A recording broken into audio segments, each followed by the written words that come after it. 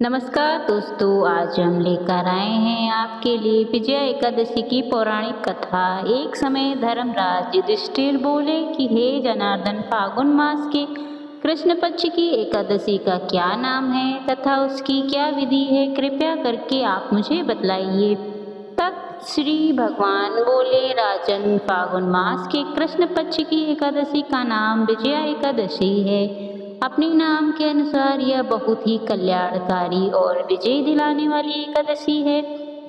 इस एकादशी के महात्मा को अब संसार तक पहुंचाने के लिए स्वयं भगवान श्री राम ने इस एकादशी का व्रत और पूजन किया था। इसके बाद से विजय और मोक्ष के लिए सांसारिक लोग इस एकादशी का व्रत करने लगे।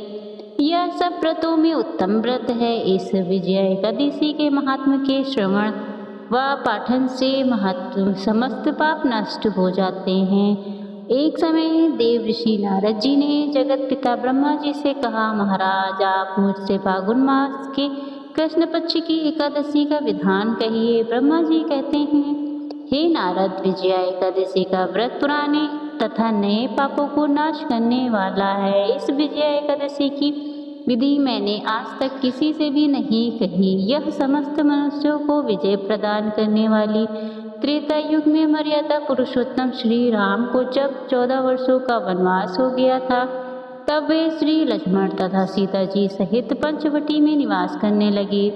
वहां पर दुष्ट रावण ने जब सीता जी का हरण किया, तब इस समाचार से श्री रामचंद्र जी तथा लक्ष्मण अत्यंत व्याकुल हुए और सीता जी की खोज में चल दिए। घूमते घूमते जब वह मरणासन जटायु के पास पहुँचे, जटायु उन्हें सीता जी का वृत्तांत सुनाकर स्वर्गलोक चला गया।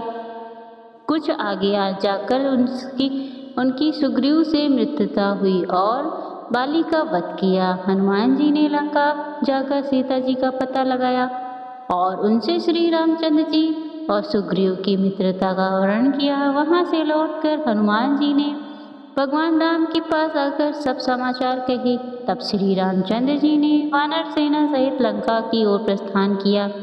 तब वह समुद्र किनारे पहुँचे। उस आगत समुद्र को देखकर लक्ष्मी जी ने इस समुद्र को हम किस प्रकार पार करेंगे। श्री लक्ष्मण जी ने कहा, पुरुषोत्तम, आप आदि पुरुष हैं, सब कुछ जानते हैं। यहाँ से आधा योजना दूरी पर कुमारी द्वीप में बलाद भय नाम के मुनि रहते हैं। उन्होंने अनेक ब्रह्मा देखे हैं।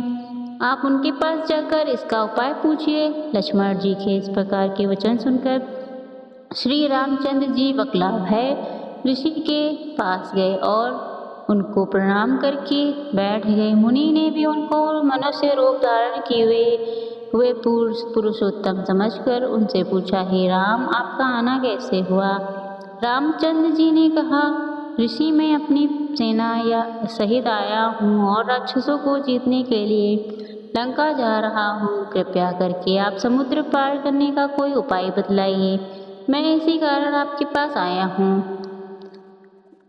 प्रहलाद ऋषि बोले, राम, फागुन मास के कृष्ण पक्ष की एकादशी का उत्तम व्रत करने से निश्चय ही आपकी विजय होगी। साथ ही आप समुद्र भी अवश्य पार कर लेंगे। इस प्रकार इस विधि का व्रत करने से दशमी के दिन स्वर्ण, चांदी, तांबा या मिट्टी का एक घड़ा बनाए। उस घड़े को जल से भरकर 5 पल्लव रख वेदिका स्थापित करें। उस घड़े के नीचे 7 अनाज और ऊपर जौ रखें। इस पर श्री नारायण भगवान के स्वर्ण की मूर्ति स्थापित करें। एकादशी के दिन स्नान आदि से निवृत्त होकर धूप, दीप, नैवेद्य, नारियल आदि से भगवान जी की पूजा करें। तत्पश्चात घड़े के सामने बैठकर दिन व्यतीत करें और रात्रि को उसी प्रकार बैठे रहकर जागरण करें। द्वादशी के दिन नित्य नियम से निवृत्त होकर उस घड़े को ब्राह्मण को दान दे दें। राम, यदि तुम इस व्रत को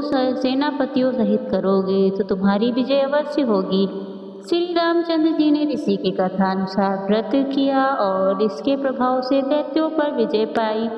अंततः राजा को कोई मनुष्य विधि इस प्रकार को करेगा, दोनों लोकों में उसकी अवश्य विजय होगी। श्री ब्रह्मा जी ने नारद जी से कहा था, जो पुत्र कोई भी व्यक्ति इस व्यक्ति इस व्रत को महात्मा को पढ़ता है या सुनाता है उसके सारे पाप नष्ट हो जाते हैं।